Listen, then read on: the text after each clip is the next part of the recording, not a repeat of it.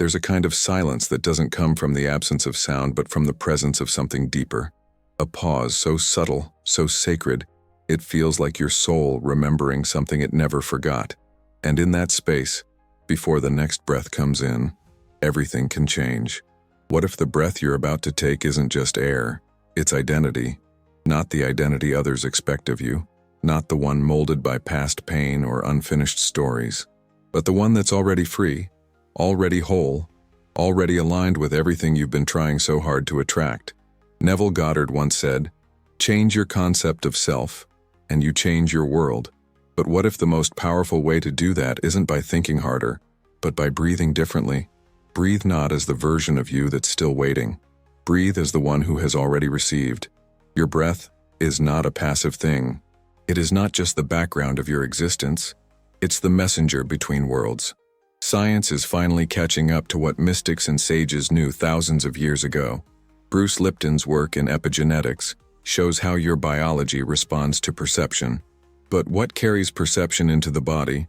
What turns thought into signal? Breath. Your breath doesn't just oxygenate your blood. It speaks directly to your nervous system, your chemistry, your subconscious programs. Every inhale is a transmission. Every exhale is a choice. You've probably felt it before. The urge to escape the heaviness of who you've been. That inner whisper, "I can't live like this anymore." That moment when the mirror doesn't reflect your truth, but your habits. That feeling that something inside is outdated, like software you forgot to upgrade. That's not frustration. That's a sacred call for identity rebirth. Not tomorrow, not in some distant breakthrough, but now.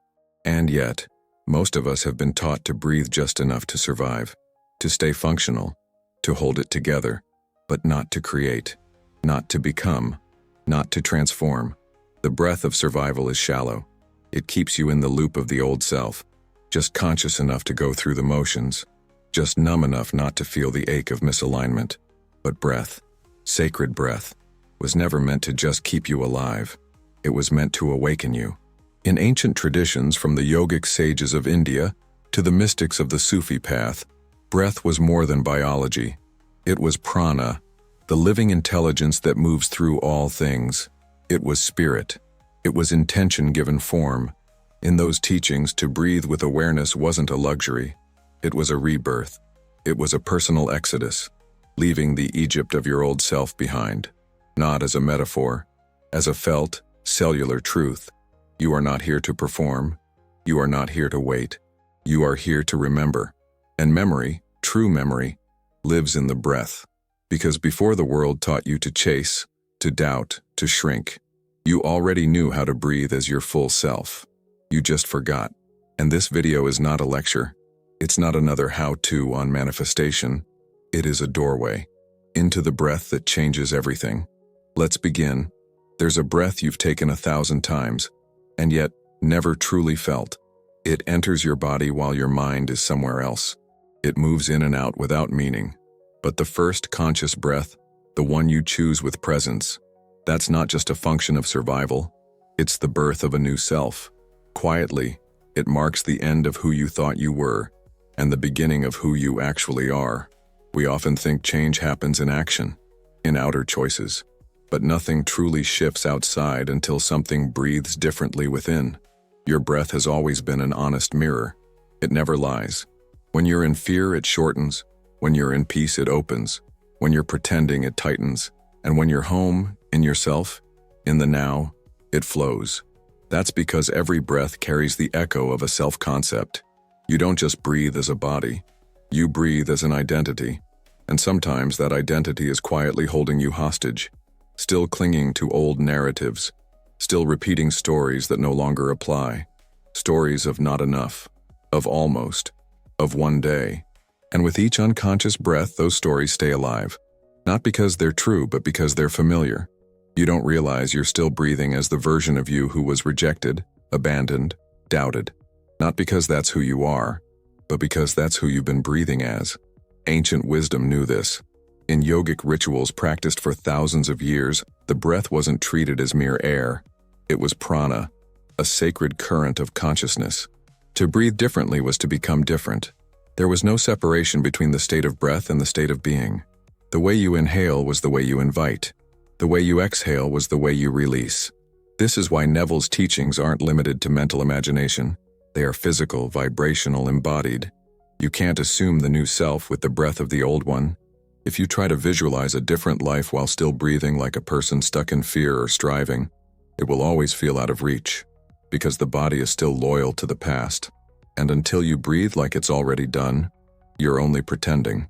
So ask yourself, not with your head but with your lungs, what would it feel like to breathe as the one who already has?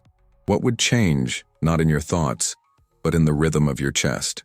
Would the breath deepen? Would it soften?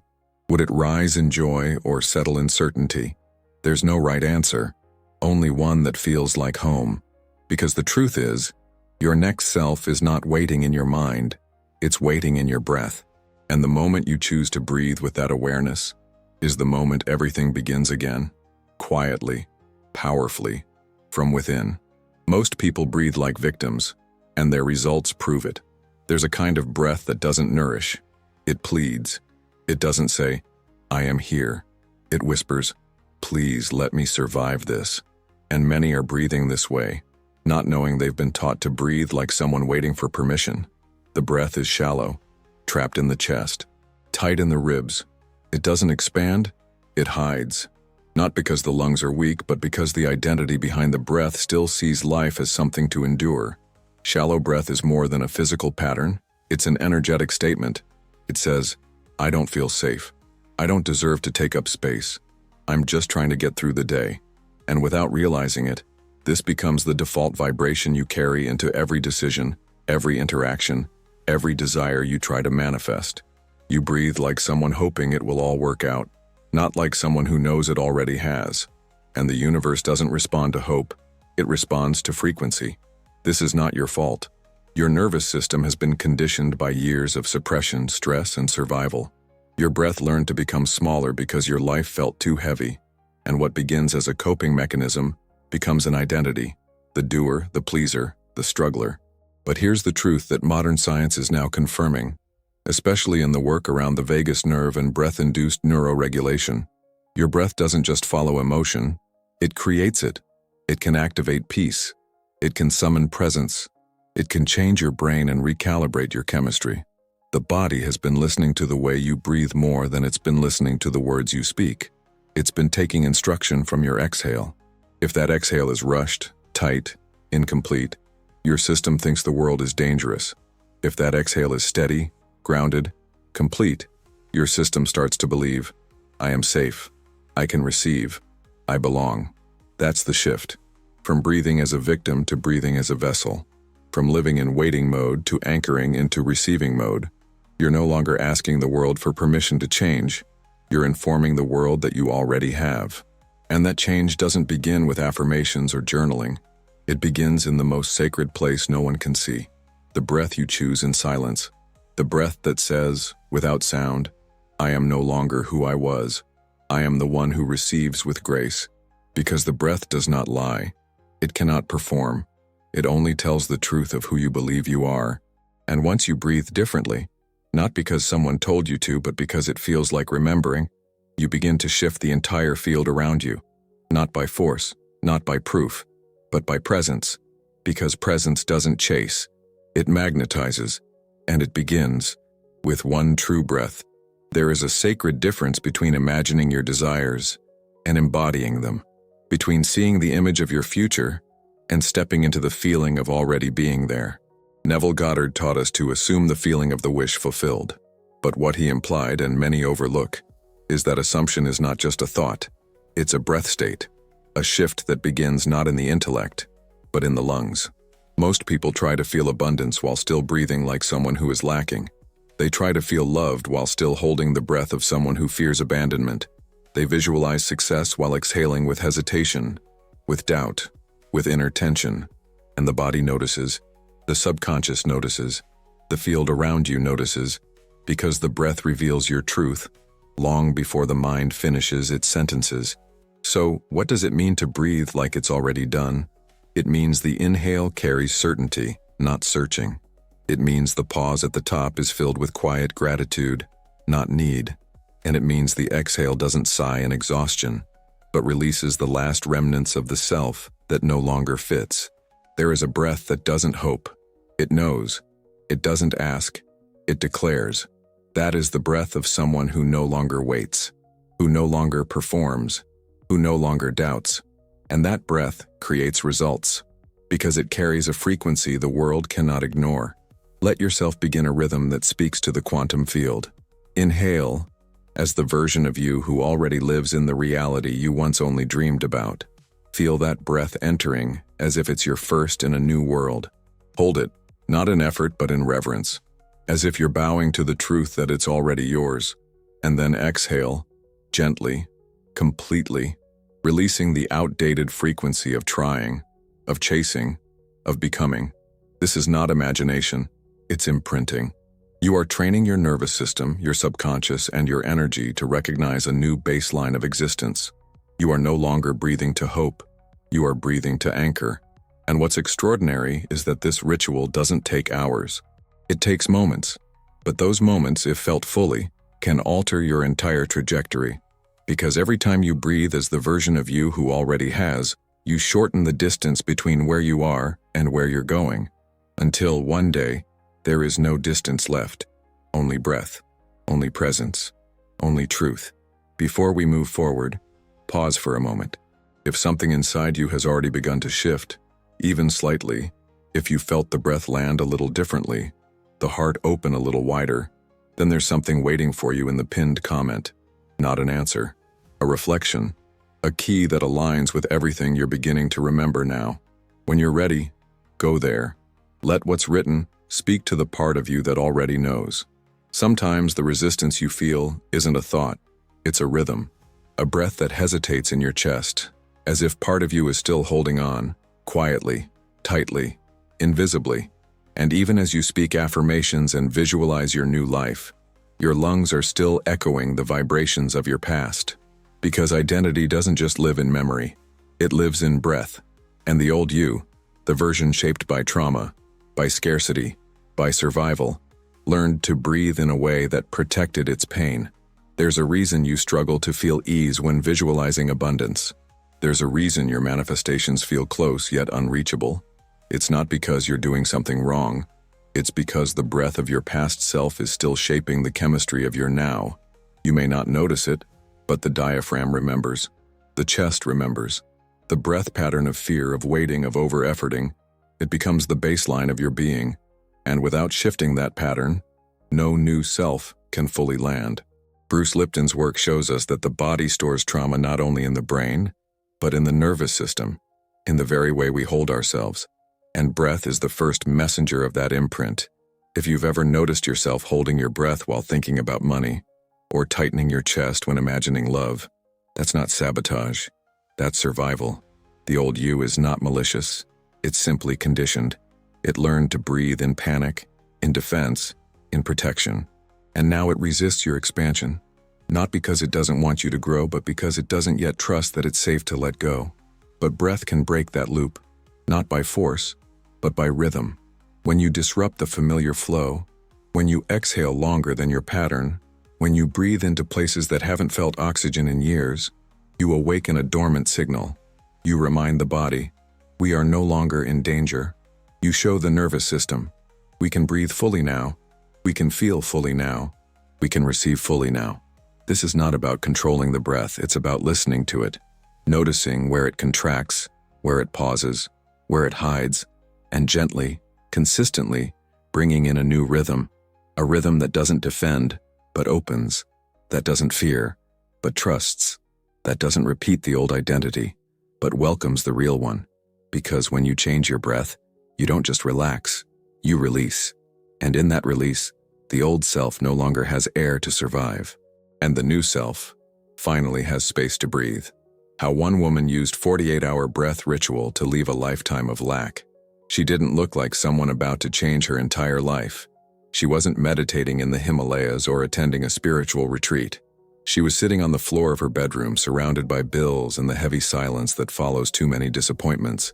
But something had shifted, not in her mind, not in her circumstances, but in her breath. For years, she had tried to manifest abundance. She had read all the books, said the affirmations, visualized the dream life. But underneath it all, she still breathed like someone waiting to be rescued. Her inhale was tight. Her exhale was incomplete. It was the breath of someone who didn't fully believe the life she desired was available to her. And no matter how many times she said, "I am abundant," her breath kept saying, "I'm not sure," until she tried something radically simple. A breath ritual rooted in presence. No incense, no chanting, no effort. Just a decision. For 48 hours, she committed, not to hoping, but to breathing, as if it was already done. Every morning before the world could influence her state, and every night before sleep could take her back into the unconscious, she sat still and breathed. 3 rounds. Inhale as the version of herself who already had what she once only imagined. Hold that breath with quiet gratitude, not trying to feel more but letting the feeling speak in silence. Then exhale, not as the woman overwhelmed with debt or worry, but as the one who had nothing to prove, nothing to chase, nothing to fix, just being. The first night the mind resisted. It whispered all the old doubts, but she kept breathing. The second morning, something opened. Her chest softened, her jaw relaxed.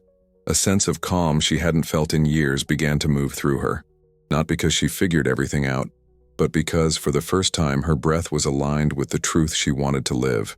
And by the end of the second day, she wasn't the same. The bills were still there, but her identity wasn't. The identity of lack, of trying, of waiting had lost its grip. Something new had taken root, and just days later an unexpected opportunity appeared. One she didn't chase, one she didn't manipulate, one that matched her breath, not her fear. This isn't magic. This is coherence. This is what happens when the breath no longer contradicts the vision, when your body stops arguing with your dreams, when you stop breathing like someone stuck in lack and start breathing like someone who has already come home to herself. It's not the ritual that changed her life. It was the decision to no longer breathe as the old version. That is what created the shift. And that shift is available to anyone, because it begins, not in the world, but in the breath. You don't need to believe, you need to breathe differently.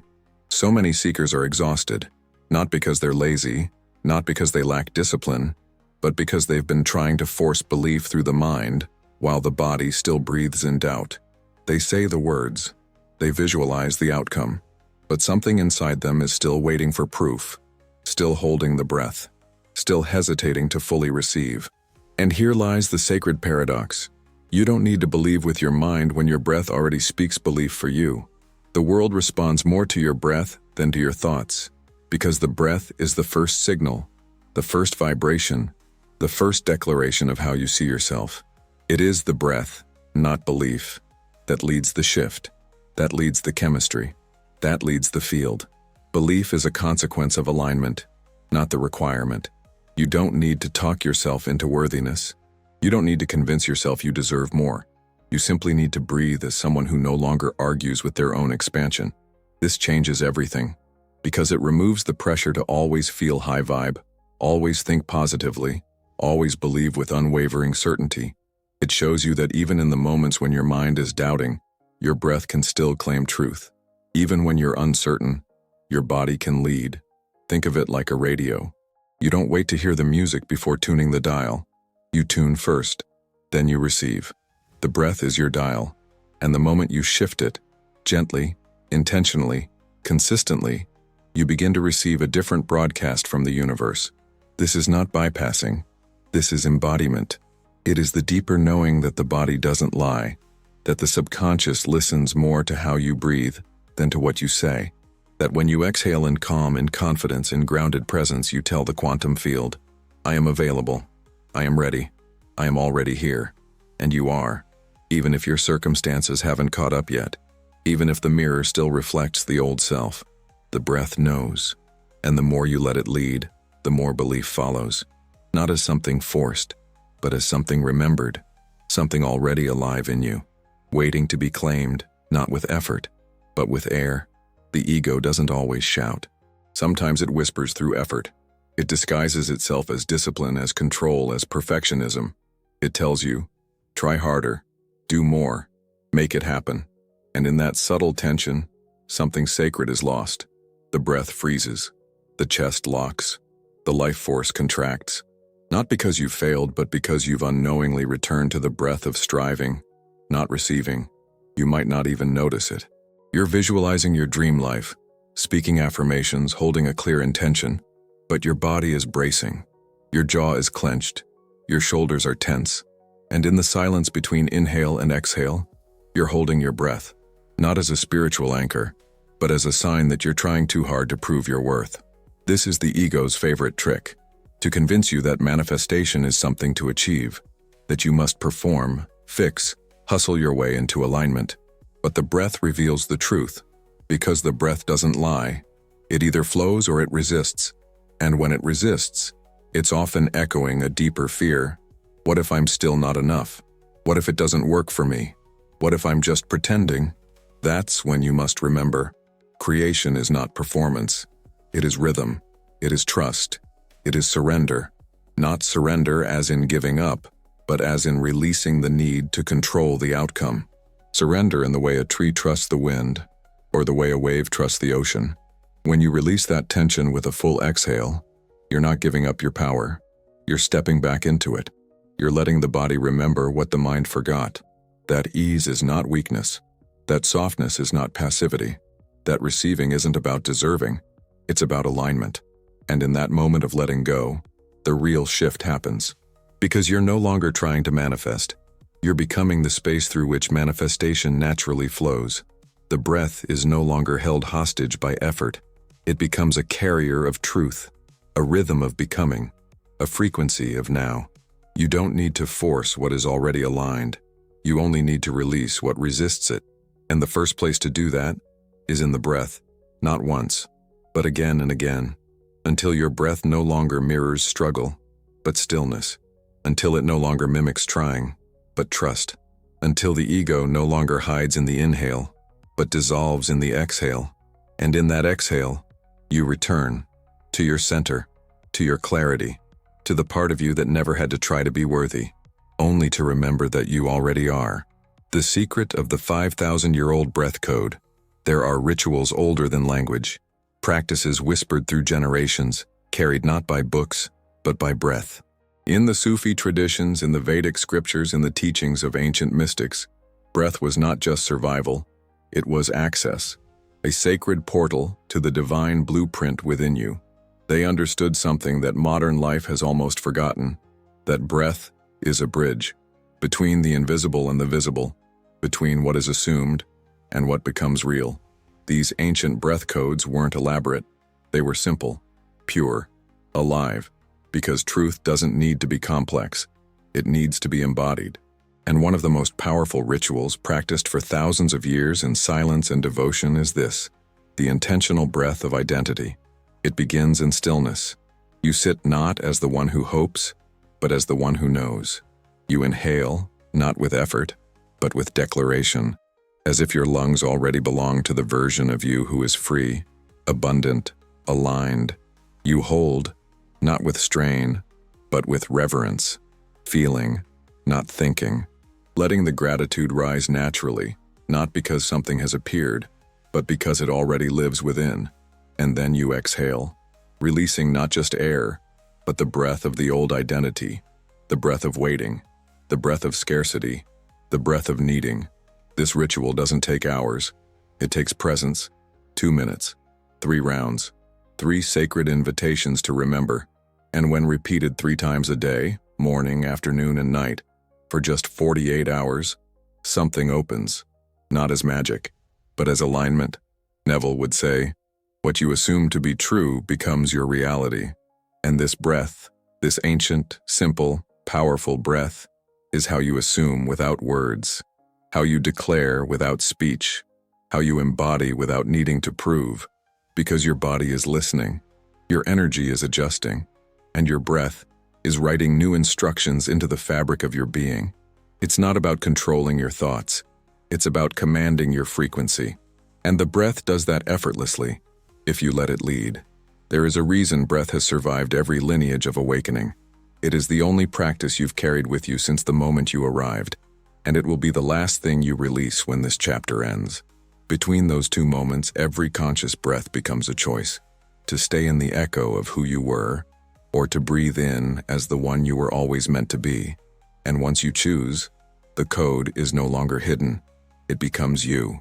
Manifestation is not a race. It's not a task to complete. It's a state to inhabit. And yet so many find themselves burning out, not because they lack clarity, but because they can't sustain the emotional energy it takes to stay aligned. They start strong. They feel inspired. But a few days later, they collapse into old doubts, old habits, old breaths. Why? Because the body hasn't been trained to hold the vibration. It hasn't been nourished with the right rhythm. This is where breath meets biochemistry, where sacred practice merges with modern neuroscience. The way you breathe influences dopamine, the neurotransmitter that governs your motivation, your drive, your pleasure in the journey. And when your breath is inconsistent, shallow, or stressed, your dopamine signals scatter. You lose focus. You lose joy.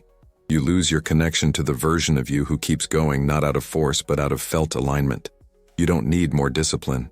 You need breath that sustains you, that anchors the vision not only in your mind but in your emotional stamina. Because without emotional consistency, even the clearest intentions collapse. The universe doesn't respond to fleeting sparks. It moves with the frequency that holds. Every time you breathe fully into a peak moment, when you feel joy, gratitude, satisfaction, your nervous system memorizes that signal. That breath becomes a new pattern, a new energetic path, a new message to the quantum field. This is who I am now. And the more you repeat that breath in moments of doubt, the more your body stabilizes in the frequency of receiving. This is why results often seem to appear out of nowhere after a period of inner work. It's not because you suddenly became worthy. It's because your inner state became stable, not high, stable, predictable in its coherence, peaceful in its identity, certain in its vibration. Breath is the carrier of that certainty, not in the peaks of excitement, but in the quiet daily moments when you choose to inhale with presence and exhale with trust. That's when you build stamina. That's when your manifestation field becomes magnetic, not chaotic. That's when your path feels less like effort and more like alignment. You don't need to generate more willpower. You need to train your breath to hold the feeling long enough for the external to catch up. And that training doesn't begin with struggle. It begins with simplicity, with the soft repetition of a new pattern. One breath, then another, until your body no longer waits to believe, because it already feels, because it already knows, because it already is. Your new self breathes differently, so start practicing today. The most powerful identity shift doesn't happen in your wardrobe, your bank account, or even your external behavior. It happens in silence, in rhythm, in the way your body inhales when no one's watching, in the way your chest opens or doesn't when faced with uncertainty. Your new self is not an idea you're reaching for. It's a frequency you begin to breathe as. You don't need to be perfect. You don't need to have it all figured out. But you do need to tune into the breath of the self you're becoming. That version of you, the one who receives with ease, who trusts the process, who holds certainty in her bones, breathes differently, not because she's pretending, but because she no longer entertains the tension of unworthiness. Pause for a moment and ask, how does she breathe when things don't go as planned? How does he exhale when the bank balance is lower than expected? How does your higher self navigate disappointment not with reaction but with rhythm? This is the practice, not fixing, not forcing, but remembering that the breath is not just a tool. It is the self-image in motion. Every inhale says, "This is who I am now." Every exhale releases who you no longer need to be. And when done consistently, this becomes a ritual of realignment, not just once a week, but in the quiet fabric of your daily life. It's a simple check-in.